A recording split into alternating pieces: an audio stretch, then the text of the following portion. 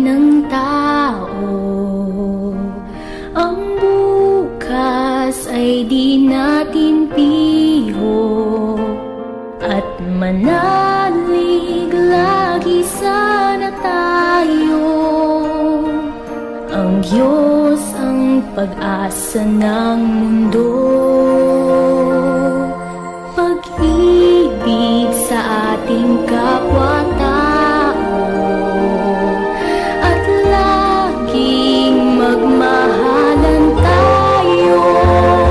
Yan ang lunas at ligaya, pag-asa ng bawat kaluluwa.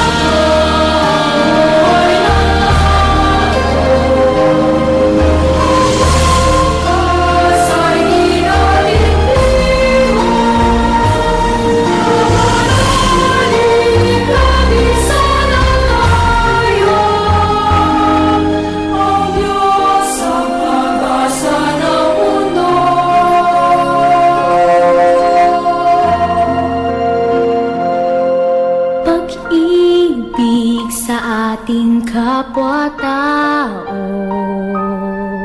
at laging magmahalan tayo.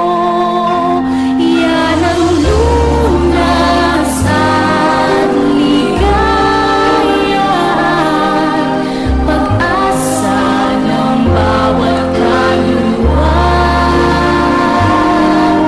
Yan ang hiwaga na